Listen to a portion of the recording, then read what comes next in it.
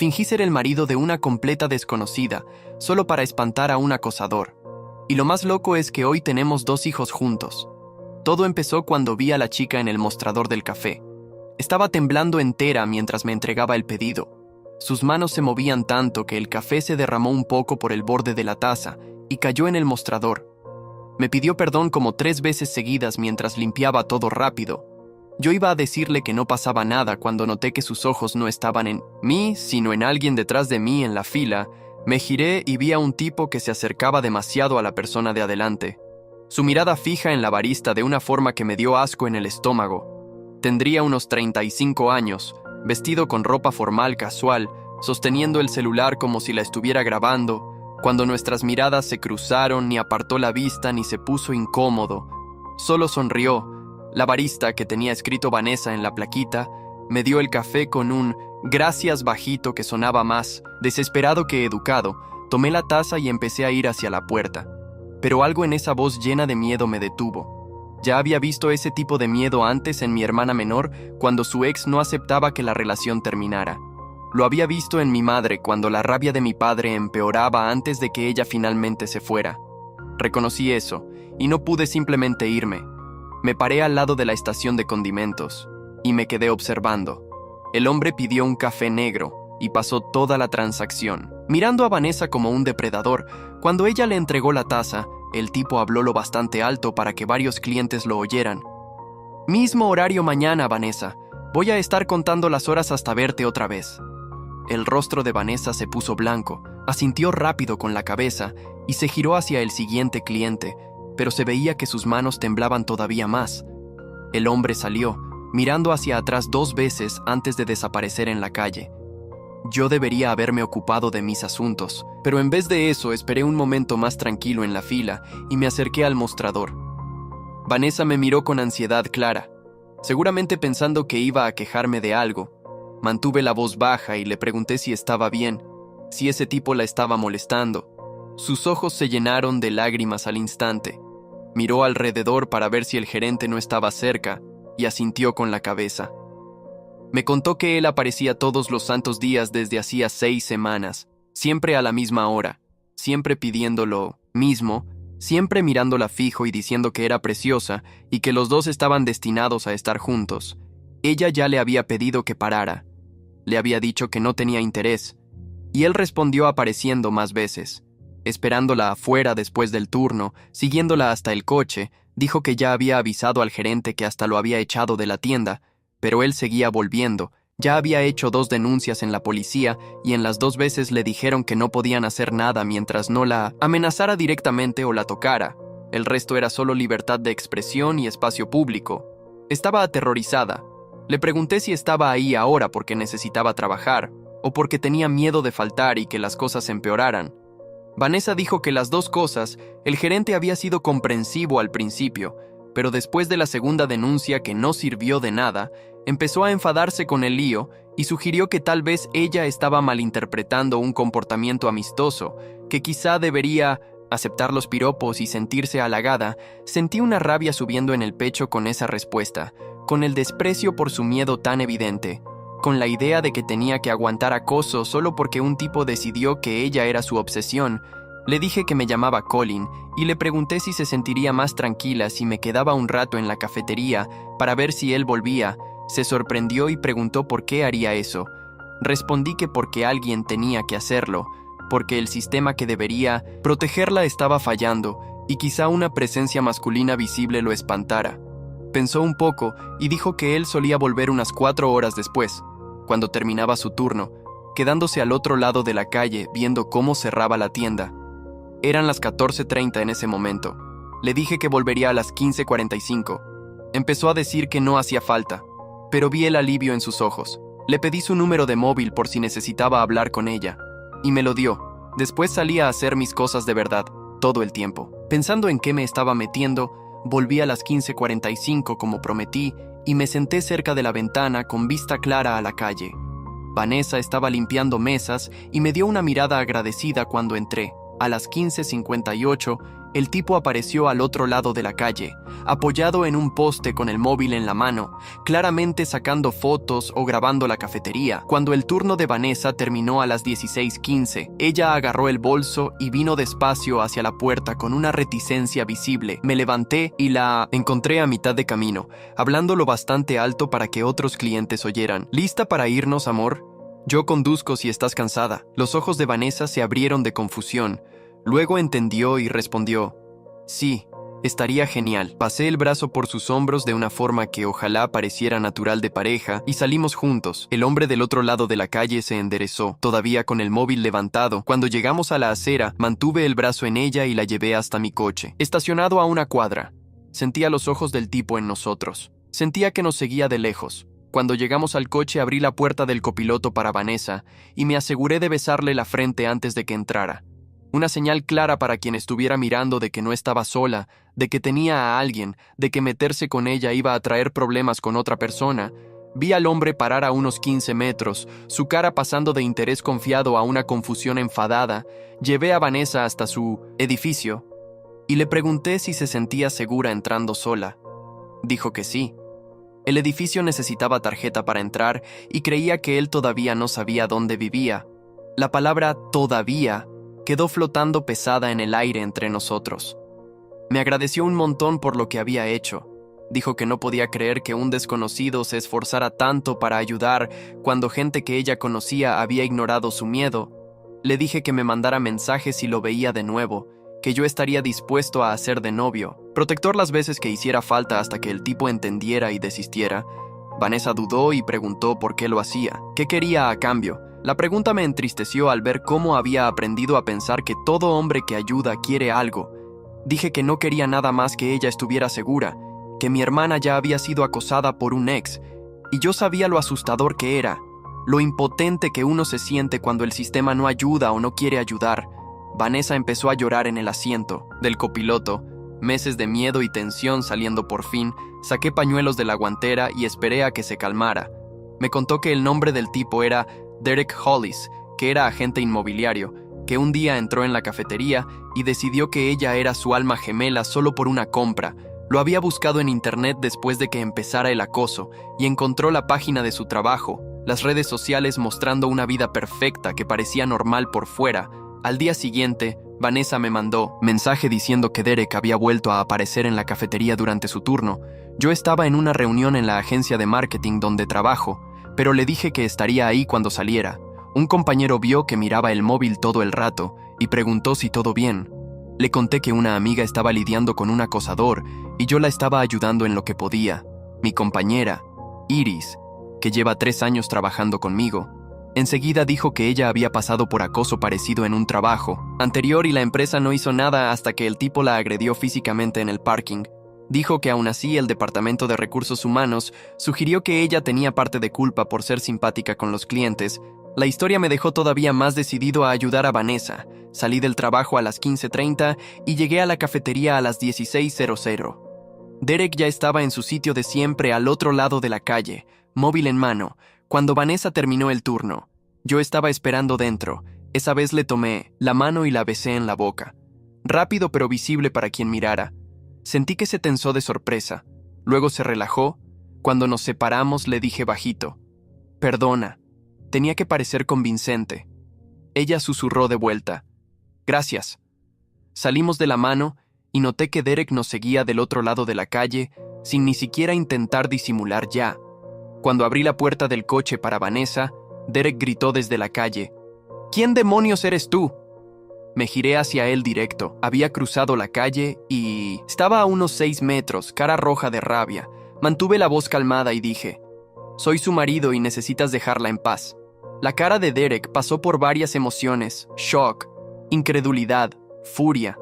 Dijo que era imposible, que Vanessa no estaba casada, que la había observado semanas y nunca vio anillo ni hombre alguno. Levanté la mano izquierda de Vanessa, que por suerte tenía un anillo simple que podía pasar por alianza, y dije: «Pues ahora estás viendo uno».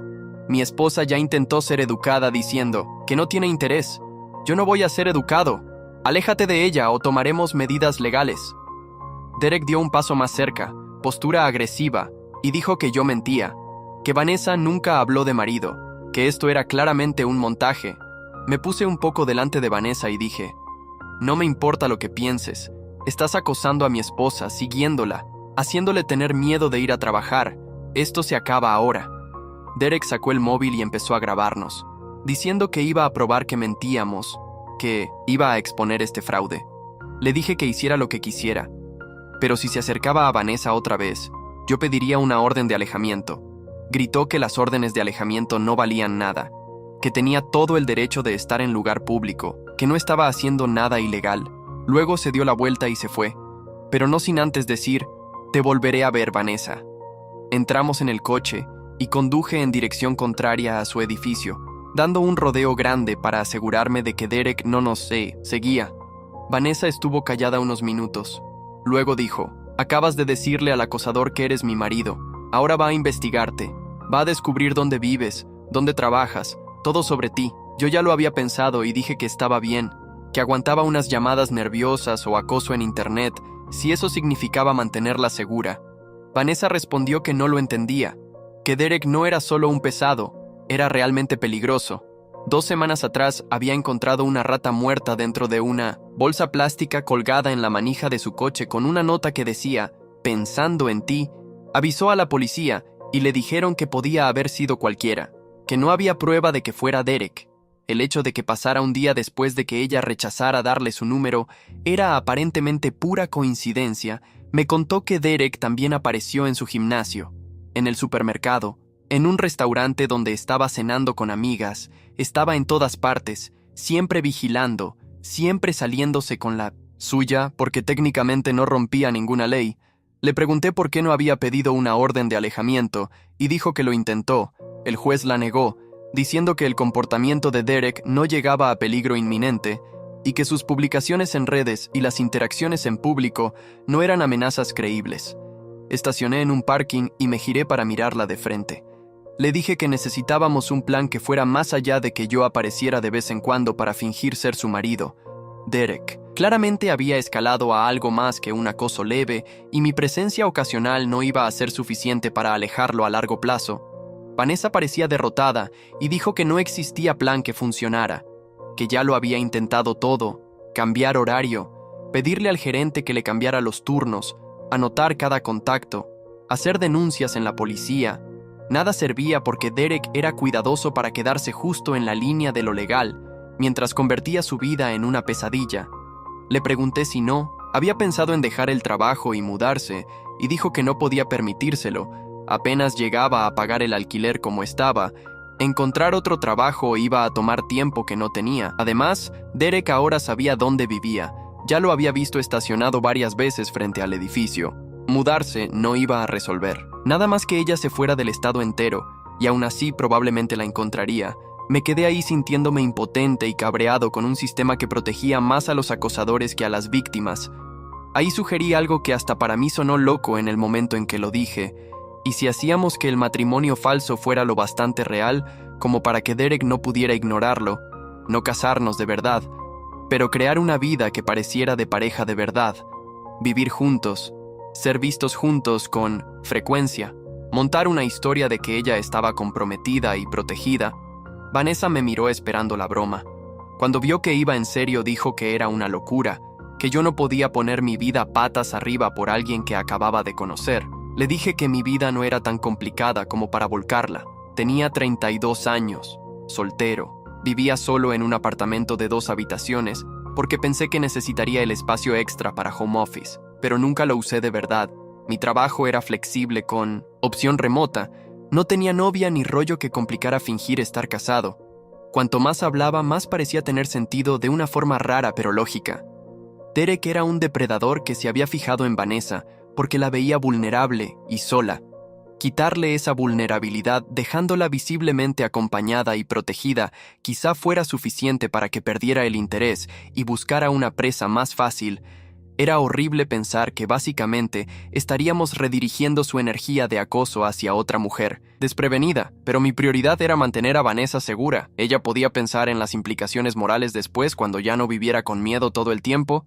Vanessa dijo que no podía pedirme eso, que era demasiado, muy invasivo, Muy arriesgado. Le dije que ella no estaba pidiendo, yo lo estaba ofreciendo. Empezó a llorar otra vez y dijo que no entendía por qué me importaba tanto una desconocida. Respondí que justamente por eso me importaba, porque alguien tenía que hacerlo, porque el mundo no funciona si la gente solo ayuda a quien ya conoce.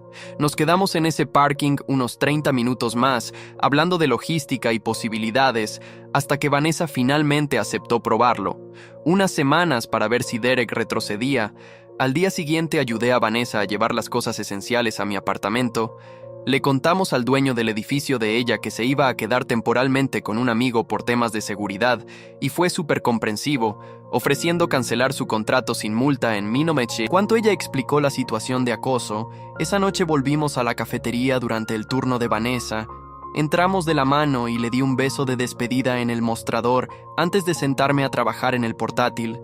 Derek apareció a las 16 horas como siempre, pero esa vez entró en vez de quedarse mirando desde la calle de enfrente. Fue hasta el mostrador cuando Vanessa estaba atendiendo a otro cliente y esperó hasta que ella tuviera que hablarle.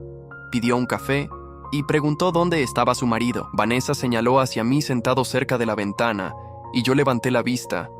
Miré a Derek directo y le hice un saludo rápido con la mano. La cara de Derek se puso roja. Le dijo algo a Vanessa que no oí, pero vi que ella retrocedió un paso. Me levanté al instante y fui hasta ahí preguntando si había algún problema. Derek dijo que no había problema ninguno, solo estaba pidiendo un café. ¿Ahora eso era ilegal? Le dije que no, pero acosar a una empleada era motivo para que lo echaran del local. El gerente, que llevaba semanas evitando la situación, finalmente apareció y le mandó a Derek que se fuera. Derek agarró el café y se largó, pero no sin antes decirme: «Esto no ha terminado», respondí. «Sí ha terminado». En las 2 semanas siguientes, el comportamiento de Derek empeoró de formas preocupantes. Empezó a aparecer en los sitios a los que Vanessa y yo íbamos juntos, en el supermercado, en el gimnasio donde la incluí en mi membresía, en un cine donde fuimos en una cita falsa para mantener la apariencia de relación real.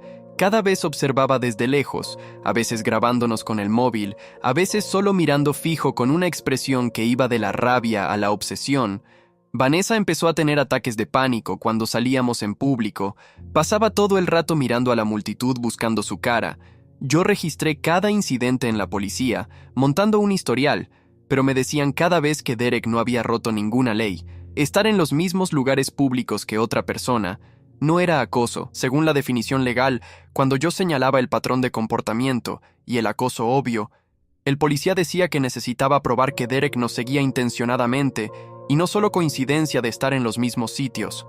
El peso de la prueba era altísimo. Mientras tanto, Vanessa apenas dormía, se despertaba con cualquier ruido en el apartamento, comprobaba las cerraduras de las ventanas varias veces antes de acostarse. Le ofrecí quedarme en el sofá, pero dijo que tener a alguien en la habitación de al lado era más seguro que estar sola, así que arreglamos la segunda habitación para ella. Vivir juntos mostró cuánto el acoso de Derek la había afectado en lo profundo. Dejó de maquillarse, dejó de arreglarse el pelo, llevaba ropa ancha, intentando pasar desapercibida. Dijo que Derek alababa tanto su apariencia de forma obsesiva que le daba asco su propio reflejo.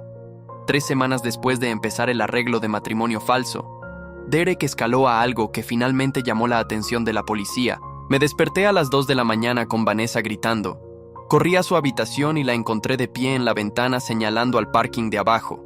Derek estaba ahí parado al lado de mi coche pintando algo con spray en la puerta del conductor. Llamé al 911 al instante mientras apartaba a Vanessa de la ventana. La policía llegó en minutos y cuando aparecieron Derek ya se había largado. Pero el mensaje que había dejado estaba bien visible. Había pintado la palabra mentiroso en la puerta de mi coche y pinchado 2 neumáticos míos. Los policías que llegaron finalmente parecieron tomar la situación en serio, sobre todo cuando les mostré las 2 semanas de registros que había juntado, fotos de Derek siguiéndonos, capturas de sus publicaciones en redes que hablaban de Vanessa de forma disfrazada, una línea del tiempo de cada incidente. Dijeron que vandalismo y daño a la propiedad eran delitos en los que podían actuar y que iban a pedir orden de arresto para Derek. Pregunté qué pasaría después del arresto, y el policía admitió que probablemente pagaría fianza en pocas horas y volvería a la calle. Pregunté sobre orden de alejamiento, y el policía dijo que con esas pruebas un juez probablemente la concedería. Pero una orden de alejamiento era solo papel, no impedía físicamente a nadie hacer nada, solo daba consecuencia legal si la persona la violaba, lo que significaba que Derek tendría que romperla primero para enfrentar algo de verdad. Derek fue arrestado al día siguiente en su oficina. Según el informe policial, juró que no sabía de qué hablaban, que había pasado toda la noche en casa, que probablemente yo había vandalizado mi propio coche para incriminarlo. Las cámaras de seguridad del parking del edificio probaron lo contrario. Fue acusado de vandalismo y daño criminal. Pagó fianza en 3 horas y salió con fecha para el juicio en 6 semanas. La orden de alejamiento salió el mismo día prohibiendo a Derek acercarse a menos de 150 metros de Vanessa, de mí o de mi apartamento. Por cerca de una semana las cosas estuvieron tranquilas. Vanessa empezó a relajarse un poco, durmiendo más de 4 horas por noche por primera vez en meses.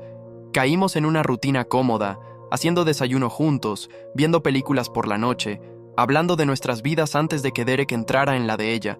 Descubrí que había estudiado historia del arte en la universidad. Trabajaba en la cafetería mientras intentaba construir una carrera como fotógrafa freelance. Derek había destruido ese sueño, dejándola con miedo de ir a sitios para hacer fotos, miedo de quedar con clientes potenciales, miedo de subir su trabajo online donde él pudiera verlo y aparecer. Me mostró su portafolio una noche, fotos increíbles de paisajes y arquitectura que mostraban talento de verdad. Le pregunté por qué no intentaba volver, ahora que Derek estaba obligado por ley a mantenerse lejos. Dijo que no confiaba en la orden de alejamiento. No confiaba en que Derek respetara la ley cuando ya había demostrado que no le importaban los límites ni las consecuencias. Su instinto estaba en lo cierto. 2 semanas después de salir la orden, Vanessa recibió un paquete en mi apartamento. No teníamos idea de cómo Derek había conseguido la dirección, ya que no estaba listada en ningún sitio a nombre de ella. Pero cuando lo abrió, encontró cientos de fotografías. Había documentado la vida de ella durante meses, incluso antes de que yo la conociera. Fotos de ella yendo al trabajo, haciendo la compra, sentada en su antiguo apartamento visible por la ventana, durmiendo en su habitación. La invasión de privacidad era tan completa y horrible que Vanessa vomitó al verlo. Llamé a la policía al instante, y esa vez mandaron a un detective en vez de agentes comunes.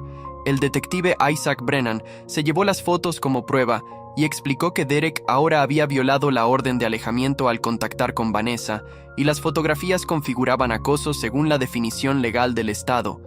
Iba a ser arrestado otra vez, acusado de violación de orden protectora y acoso grave. Brennan dijo que la acusación grave significaba que Derek podía caerle tiempo de cárcel de verdad si lo condenaban, no solo multa o condicional. También me dijo que me preparara para que Derek empeorara todavía más.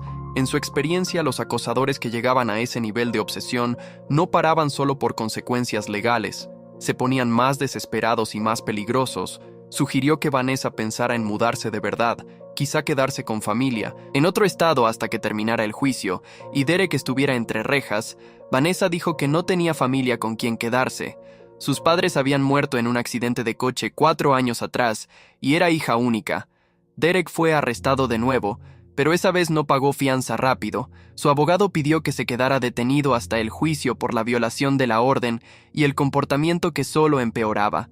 El fiscal estuvo de acuerdo, y Derek se quedó preso sin fianza. El alivio que sintió Vanessa fue visible e inmediato. Empezó a dormir toda la noche. Dejó de comprobar las cerraduras todo el rato. Hasta volvió a sonreír.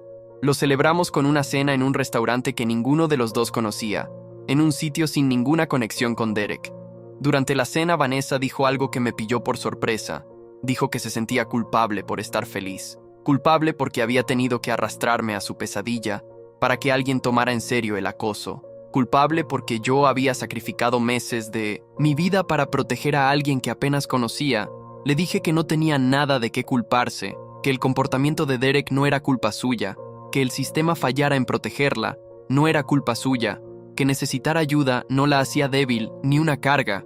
Estiró la mano por encima de la mesa y tomó la mía, y me di cuenta de que el toque ahora parecía natural, ya no fingido. Llevábamos casi 2 meses fingiendo ser matrimonio, viviendo juntos, construyendo una vida que parecía real desde fuera. En algún momento empezó a parecer real por dentro también. No lo dije en voz alta, no quería complicar una situación ya complicada. pero vi algo en la expresión de Vanessa que sugería que quizá ella sentía lo mismo. La audiencia preliminar se fijó para 6 semanas después. La fiscal, una mujer llamada Alana Irving, se reunió con nosotros antes para preparar a Vanessa para el testimonio. Explicó que la defensa de Derek probablemente argumentaría que su comportamiento, aunque inadecuado, no llegaba al nivel legal de acoso porque nunca hizo amenaza explícita de violencia. Las fotografías podían explicarse como afición a la fotografía. El seguir podía ser coincidencia. Hasta el vandalismo podía presentarse como un desliz único por problemas mentales y no intimidación calculada. Irving dijo que la parte más fuerte del caso era el patrón de comportamiento documentado durante meses y la obsesión clara en las fotos. Dijo que Vanessa tendría que testificar sobre su miedo, sobre cómo las acciones de Derek afectaron su vida, sobre por qué necesitó entrar en un matrimonio falso con un desconocido solo para sentirse segura. Cuando Irving dijo matrimonio falso, Vanessa y yo nos miramos. El matrimonio era falso, pero la relación había dejado de serlo en algún momento del camino, solo que aún no lo habíamos admitido. Después de la reunión yo llevé a Vanessa a casa, al apartamento que ahora era el hogar de los dos. Se quedó callada en el camino procesando lo que el juicio iba a exigirle. Cuando llegamos se sentó en el sofá y dijo que no sabía si podría testificar, si podría sentarse en una sala de tribunal y describir su terror mientras Derek la miraba fijo. Me senté a su lado y le dije que no tenía que hacer nada para lo que no estuviera lista, pero que yo estaría con ella si decidía seguir adelante. Se apoyó en mí y pasé el brazo por sus hombros. Nos quedamos ahí un rato hasta que habló. «Esto ya no es fingido, ¿verdad?» Respondí que no lo era. Empezamos a salir de verdad en las semanas antes del juicio, lo que era surreal considerando que ya vivíamos como matrimonio casado hacía meses. Nuestra primera cita de verdad fue en una galería de arte con exposición de fotografía de paisajes. Vanessa habló de composición e iluminación con una animación que no le había visto antes. La pasión que Derek intentó destruir, volviendo poco a poco. Después fuimos a tomar café, no en la tienda donde ella trabajaba antes. Había pedido la baja después de la prisión de Derek, sino en un lugar diferente al otro lado de la ciudad. Me contó de su infancia, creciendo en Oregon con padres que incentivaban su creatividad, mudándose a la ciudad para la universidad y quedándose porque le encantaba la energía urbana. Me preguntó por mi vida y le conté sobre crecer en Illinois, estudiar marketing porque parecía práctico, subir en la empresa pero nunca sentirme muy apasionado por eso. Vivía en piloto automático hacía años y ayudar a Vanessa me dio un sentido de propósito que ni sabía que me faltaba. Dijo que yo le había dado mucho más que propósito. Le había devuelto la vida. Me besó ahí en la cafetería y fue completamente diferente a los besos fingidos que nos dimos para convencer a Derek. Este era real y deseado. Y de los dos lados. Cuando llegamos a casa esa noche ella no fue a su habitación. Nos quedamos despiertos, hablando hasta las 3 de la mañana, conociéndonos de formas que no tuvimos tiempo antes cuando solo estábamos intentando sobrevivir al acoso de Derek. El juicio pasó 3 meses después de la primera prisión de Derek por vandalismo. Estuvo detenido sin fianza todo el tiempo, lo que la fiscal dijo que era raro, pero mostraba la preocupación del juez con el comportamiento que solo escalaba. Derek había adelgazado en la cárcel, parecía más pequeño y menos amenazante, lo que el abogado defensor claramente usaba como estrategia. El abogado argumentó que Derek era un tipo socialmente torpe, que leyó mal las señales y desarrolló una fijación fea, pero nunca quiso hacer daño a nadie. Mostró el vandalismo como un grito de ayuda de alguien con problemas mentales y no un acto calculado de intimidación. Llamó a la madre de Derek a testificar y ella lloró en el tribunal, describiendo la historia de aislamiento social y rechazo de su hijo, pintándolo como víctima y no como culpable. Después le tocó a Vanessa testificar. Yo miré desde la platea mientras ella iba al banco de testigos con las manos temblando pero la voz firme. Describió 6 meses de acoso que solo empeoraba, el miedo que se apoderó de su vida, la incapacidad de dormir o comer o trabajar sin estar mirando a los lados todo el rato. Contó sobre encontrar la rata muerta, ver a Derek frente a su apartamento a cualquier hora, recibir mensajes de cuentas anónimas que sabía que eran de él por la forma de escribir y detalles que solo él sabía. El abogado defensor intentó desacreditar su testimonio señalando que ella entró en un matrimonio falso con un desconocido, sugiriendo que su juicio era dudoso y que sus alegaciones quizá eran exageradas. La respuesta de Vanessa fue fuerte, dijo: «Entré en ese arreglo porque todo sistema legítimo que debía protegerme falló. La policía dijo que no podía ayudar hasta que él me lastimara físicamente. El trabajo dijo que yo estaba exagerando. El sistema legal negó mi primera petición de orden de 1900 alejamiento. Así que sí, tomé una decisión fuera de lo común para protegerme cuando nadie más lo haría. La fiscal me llamó a testificar después. Describí cómo conocí a Vanessa, cómo vi el comportamiento de Derek con mis propios ojos, la decisión de fingir ser su marido, y cómo Derek empeoró en respuesta. Expliqué el vandalismo, las fotografías, la vigilancia constante. El abogado defensor preguntó por qué fui a extremos tan grandes por alguien que acababa de conocer, insinuando que mis intenciones eran sospechosas. Respondí que lo hice porque Vanessa necesitaba ayuda y yo podía dársela, que no había nada sospechoso en la compasión humana básica. El abogado insistió sugiriendo que debía haber algún beneficio personal o interés romántico motivándome.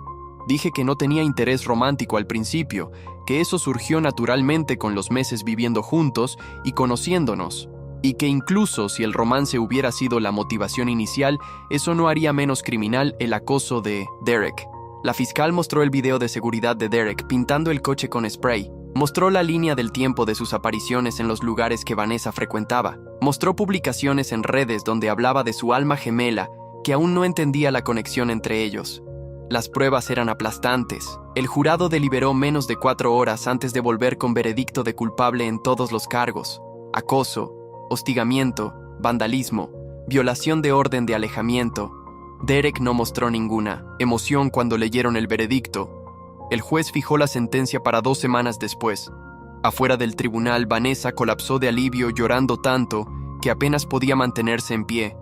La sostuve mientras procesaba meses de terror finalmente terminando con responsabilidad. Derek recibió 4 años de prisión con consejería obligatoria y orden de alejamiento permanente. Después de la salida, el juez fue bien enfático en la sentencia, diciendo que el acoso era un delito grave que destruía la vida de las víctimas y que el sistema legal necesitaba hacerlo mejor para intervenir antes de que los acosadores escalaran a violencia.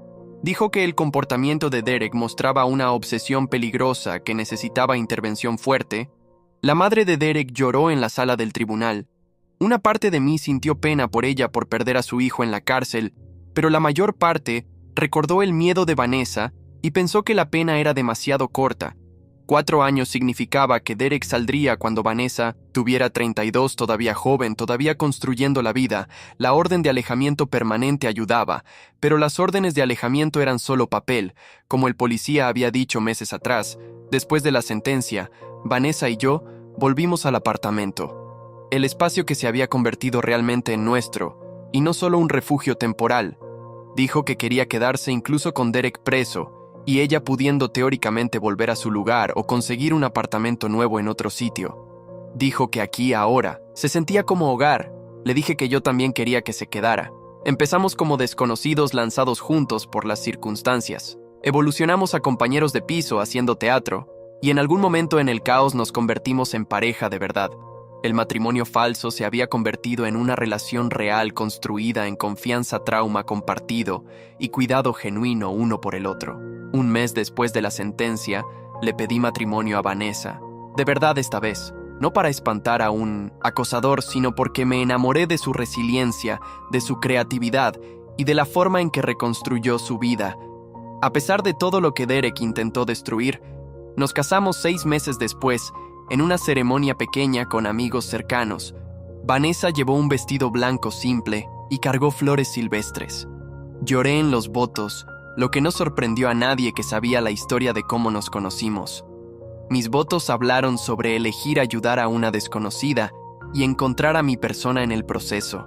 Los votos de Vanessa hablaron sobre aprender a confiar de nuevo, sobre encontrar seguridad en alguien que no pidió nada a cambio por protegerla. Una amiga fotógrafa de ella tomó las fotos que Vanessa después incluyó en un portafolio que relanzó su trabajo freelance. Se especializó en fotografía documental, ahora contando historias de mujeres que sobrevivieron a acoso y hostigamiento, dando visibilidad que les había sido negada. El trabajo era poderoso y necesario, y ver cómo recuperaba la carrera que Derek intentó robar me trajo más alegría que cualquier cosa en mi vida profesional. Nos mudamos a un apartamento más grande después de la boda. Uno con mejor seguridad y sin recuerdos de Derek rondando afuera. Vanessa empezó a dormir toda la noche sin pesadillas. Yo empecé a sentirme menos hipervigilante para protegerla, confiando en que Derek estaba tras las rejas donde no podía lastimar a nadie. La fiscal había dicho que las víctimas muchas veces pasan años en terapia, procesando el trauma de acoso, que el miedo no desaparece en el momento en que la amenaza es removida. Vanessa iba a consejería toda la semana trabajando síntomas de TEPT y reconstruyendo el sentido de seguridad en el mundo. Yo iba con ella a veces cuando lo pedía, aprendiendo cómo apoyarla en el proceso de recuperación que seguía. 2 años de casados. Vanessa quedó embarazada. La noticia fue inesperada, pero deseada, una señal de que habíamos construido algo lo bastante estable para traer un niño. Quedó aterrorizada durante el embarazo, preocupada de que Derek de alguna forma se enterara, preocupada de que saliera antes por buena conducta y viniera atrás de ella, preocupada de que nuestra hija heredara el trauma que ella cargaba.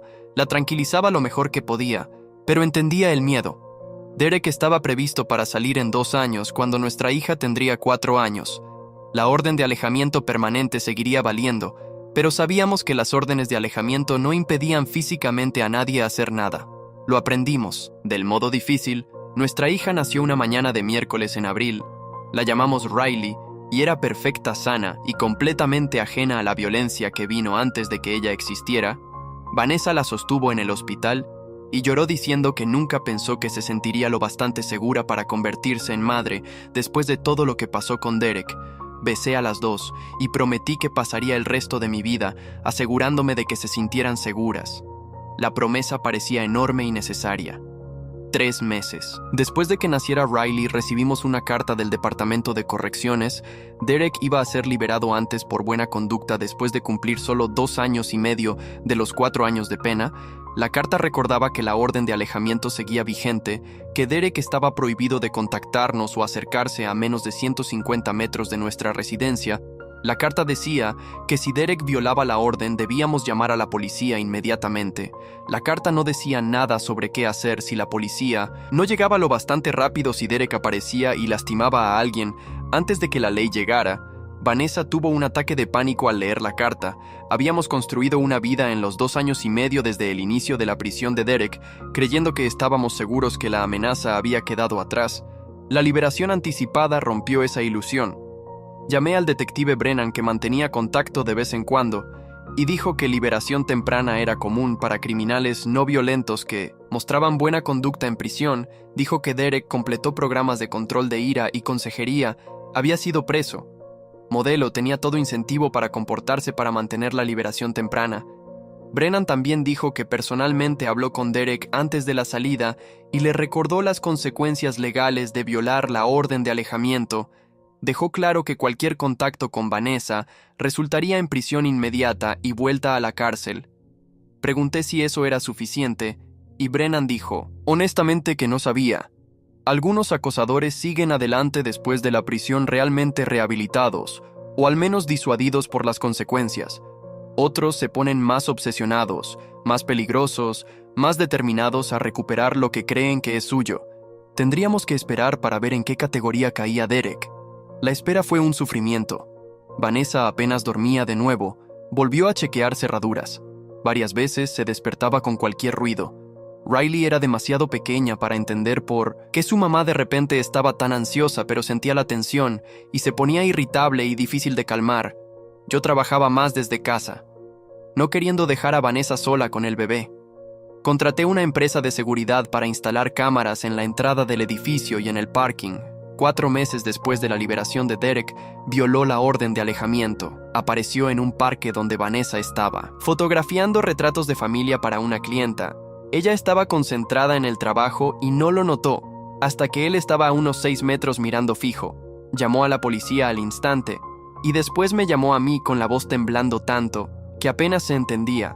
Salí del trabajo de inmediato y llegué al parque en minutos. Derek todavía estaba ahí sentado en un banco, sin hacer gesto de acercarse, pero claramente visible, y claramente violando la orden del tribunal. La policía llegó poco después de mí y lo arrestó sin incidente. Él se quedó callado, alegando que solo estaba en el parque para pasear y no tenía idea de que Vanessa estaría ahí. El parque quedaba a 24 kilómetros del apartamento de él y justo al lado de la guardería de Riley, donde Vanessa iba a recogerla más tarde esa tarde. La cercanía no era coincidencia. Derek estaba rastreando la rutina de ella otra vez, descubriendo los patrones esperando una oportunidad. Esa vez, el sistema de justicia actuó más rápido. La liberación temprana de Derek fue revocada y le cayeron más 3 años por violar la orden de alejamiento. El juez dijo claramente que la prisión no había rehabilitado el comportamiento obsesivo de Derek y que un encarcelamiento más largo con tratamiento psicológico intenso era necesario. El abogado de Derek argumentó que su cliente tenía problemas de salud mental que necesitaban tratamiento y no prisión, pero el juez no se conmovió. Derek ya había tenido chances, ya había hecho consejería, ya había firmado documentos, reconociendo la orden de alejamiento, y aún así eligió violarla. La sentencia se mantuvo. Vanessa lloró en la sala del tribunal otra vez, pero esta vez las lágrimas eran rabia, mezclada con alivio. Me dijo después que estaba cansada de que Derek dictara su estado emocional, cansada de vivir con miedo, cansada de celebrar la prisión de él como victoria cuando nunca debería haber tenido que luchar esa batalla desde el principio. 3 años después, con Derek todavía preso, y nuestro segundo hijo, un niño, que llamamos Owen, aprendiendo a caminar, recibimos aviso de que Derek estaba pidiendo libertad condicional. La carta nos invitaba a enviar declaraciones de impacto en la víctima y asistir a la audiencia de condicional, si queríamos hablar directo con la comisión. Vanessa escribió una declaración describiendo 5 años de terror, el TEPT que sigue, las formas en que el acoso de Derek alteró para siempre su sentido de seguridad en el mundo. Contó de las oportunidades de carrera que perdió, de las amistades que sufrieron, de la vigilancia constante necesaria para protegerla a ella y ahora a nuestros hijos. Describió los terrores nocturnos, la hipervigilancia, la incapacidad de disfrutar actividades simples sin buscar amenazas. Describió lo que significaba vivir sabiendo que alguien por ahí creía tener derecho a su vida, a su tiempo, a su atención a su cuerpo. Yo escribí una declaración también describiendo a la mujer que conocí en una cafetería tan desesperada por ayuda, que aceptó. Protección de un completo desconocido. Describí verla reconstruir la vida pedazo a pedazo, sesión de terapia por sesión de terapia, aprendiendo a dormir sin pesadillas, aprendiendo a salir sin pánico, aprendiendo a confiar en que merecía seguridad y felicidad. Describí a nuestros hijos que Derek nunca conoció y nunca va a conocer si depende de mí. Hijos que existen porque construimos algo real de las cenizas del acoso de él. Describí las cámaras de seguridad que todavía mantenemos, las clases de autodefensa que Vanessa todavía toma, el rastreo por GPS que tenemos en los celulares uno del otro por si acaso. Describí una vida vivida preparándonos para el regreso de Derek. En la audiencia de condicional, el abogado de Derek argumentó que su cliente completó todos los programas de tratamiento disponibles en la prisión. Expresó remordimiento genuino. No tuvo incidente disciplinario en 5 años y merecía una chance de rehabilitación en la comunidad. El propio Derek habló leyendo una declaración, preparada sobre entender el daño que causó, asumir responsabilidad por las acciones y comprometerse a nunca más contactar a Vanessa. Las palabras parecían sinceras, pero sonaban vacías. Vanessa habló después de él mirándolo directo a los ojos por primera vez en años y dijo: «Tú tomaste 6 meses de mi vida y los convertiste en 5 años de recuperación. No sales libre hasta que yo me sienta libre y nunca voy a sentirme completamente libre sabiendo que estás por ahí». La comisión de condicional negó su pedido. Dijeron que el comportamiento de él en la prisión era excelente, pero la violación de la orden de alejamiento después de la primera liberación mostraba que no se podía confiar en que seguiría condiciones de libertad condicional. Podría pedir de nuevo en 2 años, ahora 7 años después de que yo viera a Vanessa temblando mientras preparaba café. Estamos construyendo la vida que Derek intentó impedir. Riley tiene 6 años, Owen tiene 3, y el negocio de fotografía de Vanessa está explotando. Lanzó un libro de retratos el año pasado con sobrevivientes de acoso, los rostros de ellos mostrando fuerza y superación. El libro incluyó el retrato de ella misma, su rostro, mi mano en su hombro, nuestros hijos apareciendo solo en el borde del cuadro. La leyenda decía: «Fingí estar casada para protegerme, seguí casada por amor. Derek eventualmente va a ser liberado. Sabemos que el sistema que falló en proteger a Vanessa antes de que lo encarcelaran lo va a soltar de vuelta al mundo. Y tendremos que lidiar con esa realidad cuando llegue. Pero ya no somos las mismas personas de 7 años atrás.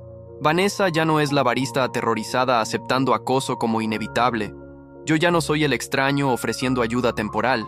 Somos compañeros que construimos una familia, una vida, un futuro que Derek intentó destruir pero no pudo. El matrimonio falso que empezó como estrategia de supervivencia se convirtió en lo más real en las vidas de los dos. Nuestros hijos van a crecer oyendo la historia de cómo sus padres se conocieron, cómo un momento de compasión en una cafetería lo cambió todo. Van a aprender que ayudar a alguien en crisis no es heroísmo, es responsabilidad humana básica. Van a aprender que el sistema no siempre protege a los vulnerables, entonces a veces tenemos que protegernos unos a otros. Y van a aprender que a veces las mejores cosas de la vida vienen de las peores circunstancias, que el amor puede crecer en el espacio que el miedo ocupaba, que fingir ser marido de alguien puede llevar a ser de verdad el marido de ella, el compañero de ella, el hogar de ella. Nuestros días ahora fluyen con una rutina que, a pesar de las sombras del pasado, está llena de risas infantiles y momentos de paz conquistada a duras penas. Riley, con sus 6 años llenos de curiosidad, adora oír pedazos de nuestra historia, aunque la editamos con cuidado para no asustarla. Pregunta cosas inocentes como: «Papá, ¿por qué fingiste estar casado con mamá al principio? ¿Era como un juego?» Y yo respondo con una sonrisa, diciendo que era un juego muy importante para proteger a alguien especial, y que a veces los juegos se convierten en realidad. Owen, a los 3 años, todavía es demasiado pequeño para entender, pero siente la energía de la casa. Una mezcla de amor protector y vigilancia sutil. Corre por el apartamento más grande que compramos después de su nacimiento. Un lugar con jardín pequeño y cercas altas, elegido no solo por la belleza, sino por la seguridad que ofrece. Las cámaras todavía están ahí, parpadeando discretamente en los rincones. Un recordatorio silencioso de que el mundo afuera no siempre es amable. 7 años han pasado desde aquel día fatídico en la cafetería, y la vida siguió adelante. Pero Derek todavía flota como una nube distante en el horizonte. Sigue preso, cumpliendo el resto de la pena extendida después de la violación de la condicional. Pero sabemos que el día de su liberación se acerca. La Comisión de Libertad Condicional negó su pedido, por segunda vez el año pasado, citando el historial de obsesión y el riesgo continuo para las víctimas. Nosotros, pero las prisiones no son eternas, y el sistema, como siempre, prioriza la rehabilitación sobre la protección absoluta. Recibimos actualizaciones periódicas del detective Brennan, que se jubiló recientemente pero todavía mantiene contacto por amistad y sentido del deber. Nos avisa sobre cualquier cambio en el estatus de Derek, y en nuestra última conversación mencionó que Derek se ha involucrado en grupos de terapia en la prisión, hablando abiertamente sobre errores del pasado en sesiones colectivas. «Parece cambiado», dijo Brennan, con voz cautelosa. «Pero yo vi eso antes. Algunos cambian de verdad, otros solo aprenden a fingir mejor». Vanessa lidia con eso lo mejor posible. Su negocio de fotografía floreció más allá de lo que imaginábamos, después del libro Sombras y Luz, Retratos de Sobrevivientes, que se convirtió en un éxito modesto en círculos de defensa contra violencia doméstica y acoso. Fue invitada a charlas en universidades y conferencias. Viaja ocasionalmente, siempre con precauciones, apps de ubicación compartida, hoteles con seguridad reforzada, y yo o una niñera de confianza cuidando a los niños. En uno de esos viajes para una convención en Chicago, me llamó de noche, la voz temblando levemente. Vi a un hombre en el auditorio que me recordó a él, confesó. No era Derek, claro, pero la mirada, esa mirada fija. Mi corazón latió tan fuerte que tuve que salir de la sala. La calmé desde el otro lado de la línea, recordándole que ya no está sola, que el miedo es un eco del pasado, no una profecía del futuro, pero entiendo. El trauma no desaparece. Se esconde en rincones inesperados, esperando un gatillo para salir. Mientras tanto, mi carrera en marketing evolucionó.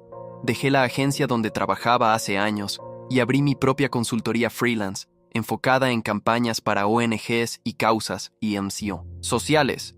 Ayudo a organizaciones que combaten acoso y violencia contra mujeres a crear estrategias de visibilidad online, usando mi experiencia personal para poner autenticidad en los mensajes. Es gratificante ver el impacto. Campañas que levantan fondos para refugios, peticiones que presionan por leyes más duras contra acoso cibernético. En una de ellas, trabajé con un equipo que hizo lobby por cambios en la legislación estatal, exigiendo que las órdenes de alejamiento incluyeran monitoreo electrónico para violadores reincidentes. Vanessa contribuyó con fotos para el material, capturando expresiones de determinación en rostros de sobrevivientes. Juntos, transformamos nuestro dolor en algo mayor, una fuerza para el cambio, pero la vida familiar es donde ocurre el verdadero milagro. Los fines de semana son sagrados. Picnics en el parque, siempre el mismo, con rutas conocidas y salidas de emergencia mapeadas en la mente. Visitas al zoológico, donde Riley nombra a todos los animales con nombres graciosos, y noches de cine en casa con palomitas y mantas apiladas en el sofá.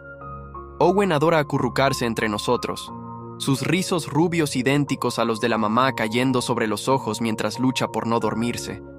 Vanessa y yo intercambiamos miradas por encima de sus cabezas, un código silencioso de gratitud por esta normalidad conquistada.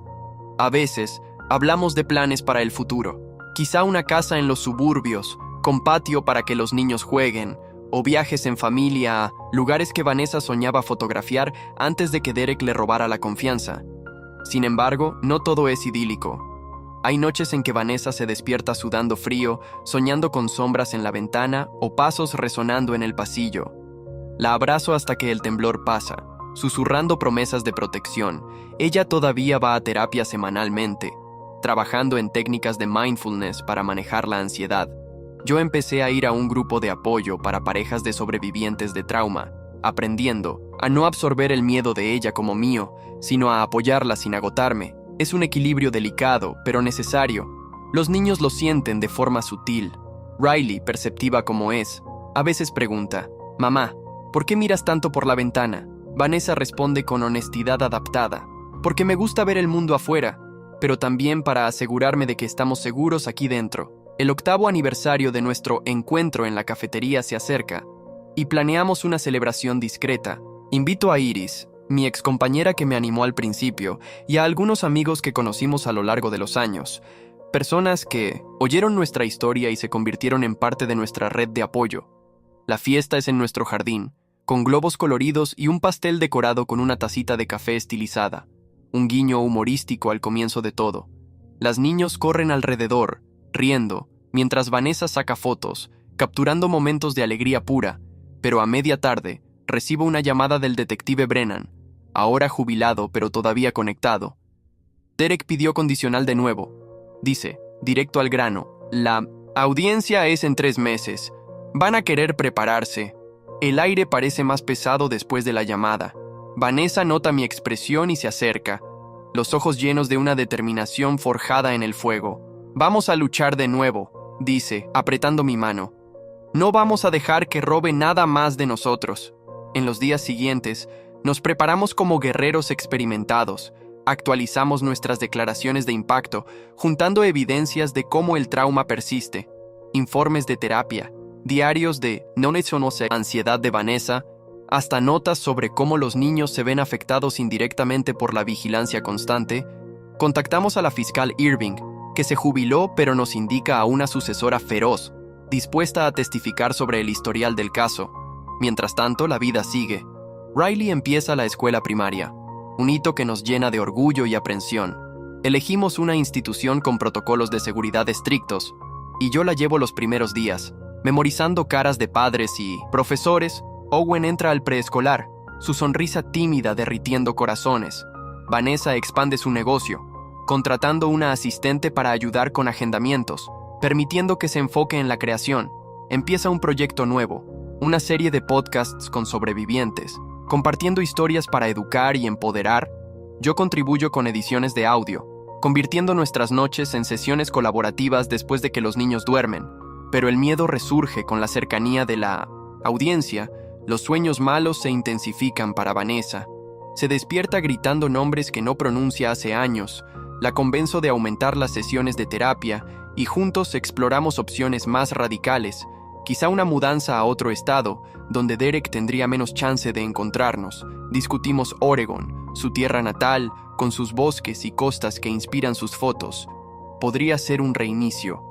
Sugiero, imaginando una casa con vista al mar, lejos de los recuerdos urbanos. Pero Vanessa duda. No quiero huir de nuevo. Quiero que él sea el prisionero, no yo. La audiencia llega como una tormenta anunciada. Viajamos a la prisión, dejando a los niños con Iris, que se convirtió como una tía para ellos. En el salón frío e impersonal, enfrentamos a Derek por primera vez en años. Parece envejecido, los cabellos grises, el cuerpo delgado de la cárcel. Sus ojos se fijan en Vanessa por un momento, pero desvía rápido, quizá instruido por el abogado. La comisión escucha argumentos. Derek habla de remordimiento, de años de terapia que lo hicieron entender el error de confundir admiración con posesión. Su abogado presenta informes psicológicos atestiguando progreso, entonces nos toca a nosotros. Vanessa se levanta, voz firme a pesar del temblor en las manos. Construí una familia a pesar de ti, dice, mirándolo directo. Tengo hijos que nunca sabrán el miedo que me causaste, porque yo los protejo, pero soltarte significa revivir ese miedo todos los días. Violaste una vez. ¿Qué garantiza que no lo harás de nuevo? Yo hablo después, describiendo nuestra vida, los cumpleaños, los viajes, los sueños, y cómo todo está teñido por su sombra. Merecemos paz verdadera, no una condicional frágil. La comisión delibera por horas tensas. Al final, niegan la condicional otra vez, citando el riesgo persistente basado en nuestro testimonio. Derek es enviado de vuelta a su celda, y salimos de ahí exhaustos pero victoriosos, en el coche de regreso. Vanessa llora. No de miedo, sino de liberación. Creo que ahora podemos planear ese viaje a Oregon, dice, sonriendo a través de las lágrimas. No como huida, sino como aventura. Los meses siguientes son de renovación. Viajamos a Oregon en el verano, alquilando una cabaña al borde del mar. Riley recolecta conchas, Owen construye castillos de arena y Vanessa fotografía todo, capturando la luz dorada del atardecer sobre las olas. La veo ahí, libre, riendo con los niños, y siento una gratitud profunda. De vuelta en casa, expandimos la familia con un perro, un labrador protector llamado Max, que ladra a extraños y duerme a los pies de las camas de los niños, 9 años desde nuestro inicio, y Derek finalmente es liberado. Recibimos el aviso por email, con instrucciones para reportar cualquier contacto. Se muda a otra ciudad, bajo supervisión condicional rigurosa, tobillera electrónica, check-ins semanales, prohibición de redes sociales. El detective Brennan, incluso jubilado, nos conecta con un investigador, privado para monitorear de lejos. Pero Derek no aparece. Meses pasan sin señal de él. Rumores de Brennan indican que encontró empleo en una constructora. Mantiene la cabeza baja, quizá realmente cambiado por la prisión. Vanessa, cautelosa, mantiene las precauciones, pero poco a poco se relaja. Su segundo libro sale, Luces Eternas, Historias de Resiliencia. Con dedicatoria para mí y los niños, yo publico un artículo sobre nuestro viaje en una revista de salud mental, anonimizando detalles para proteger la privacidad. Los niños crecen. Riley, a los 8, empieza clases de karate, aprendiendo autodefensa como empoderamiento, no miedo. Owen, a los 5, es un artista en ascenso, dibujando familias felices con crayones. 10 años, celebramos con un viaje mayor, a Europa, donde Vanessa fotografía catedrales antiguas y calles empedradas, en París, bajo la Torre Eiffel. Renovamos votos en una ceremonia simbólica, solo nosotros 4, de fingimiento a eterno, digo, besándola. Los niños aplauden, ajenos al pasado, enfocados en el ahora. Pero la vida no es cuento de hadas. Hay desafíos, discusiones sobre educación de los niños, estrés del trabajo, el envejecimiento de nuestros cuerpos. Vanessa desarrolla una condición autoinmune, posiblemente ligada al estrés crónico, y yo la apoyo a través de tratamientos. Yo enfrento una crisis de mediana edad, cuestionando si mi carrera es suficiente, y ella me incentiva a perseguir un máster en psicología social. En el 11º año, un mensaje anónimo llega al email de Vanessa, con una foto antigua de ella en la cafetería. El corazón se detiene. Llamamos a la policía, que rastrea a una cuenta falsa, pero sin vínculo directo con Derek. Él está limpio, dice la supervisión. Quizá un troll aleatorio, inspirado por el libro de ella. Reforzamos firewalls digitales, cambiamos contraseñas. Y el incidente pasa. Riley, ahora adolescente a los 13, descubre más sobre nuestra historia a través de una búsqueda online. Nos confronta. ¿Realmente fingieron estar casados por un stalker? Explicamos con honestidad, enfatizando lecciones de empatía y resiliencia. Ella absorbe, procesa y decide voluntariarse en un refugio local, canalizando curiosidad en acción. Owen, a los 10, es lo opuesto, callado, artístico, pintando paisajes que hacen eco a las fotos de la mamá. Pregunta sobre el hombre malo una vez y respondemos con verdad suavizada, enseñando que el mal existe, pero el bien prevalece cuando nos unimos. 12 años. Derek viola la condicional en otro estado. Nada relacionado con nosotros, pero un incidente de acoso a una colega de trabajo. Vuelve a la prisión. Pena extendida. Sentimos alivio culpable, sabiendo que otra mujer sufrió. Pero agradecidos por nuestra seguridad, Vanessa lanza una fundación. Seguridad en las sombras, ofreciendo recursos para víctimas de acoso, líneas directas, asesoría legal, talleres de autodefensa. Yo manejo las operaciones, transformando nuestro trauma en legado. Los niños se involucran. Riley hace campañas en redes, Owen diseña logos. 13 años, nos mudamos a Oregon permanentemente, comprando una casa con vista al Pacífico. El aire salado cura heridas antiguas. Vanessa fotografía ballenas migratorias. Yo enseño marketing online. Los niños florecen. Riley entra a la universidad precoz, estudiando Derecho para combatir injusticias. Owen gana premios en arte. 14 años. Una carta llega. Derek, ahora anciano y enfermo, pide perdón en una carta mediada. Por la prisión, Vanessa lee, reflexiona y decide no responder. No merece más de mi tiempo, dice. Quemamos la carta en una fogata en la playa, simbolizando cierre. 15 años, nuestro 20º aniversario de matrimonio. Contando desde el fingimiento, celebramos con una fiesta grande, amigos de todo el país, historias se comparten, risas resuenan, los niños, adultos ahora brindan, por los padres que transformaron miedo en amor, y así, la vida continúa, tejida de hilos de dolor y alegría. Lo que empezó como un acto de compasión en una cafetería, se convirtió en una saga de resiliencia, amor y legado. Fingir ser marido de una desconocida no solo espantó a un acosador, construyó una familia, una misión, una vida plena. Y al final, somos más que sobrevivientes. Somos constructores de un mundo mejor, un día a la vez. Gracias por escuchar hasta el final. No olvides suscribirte y dar like para no perderte el próximo.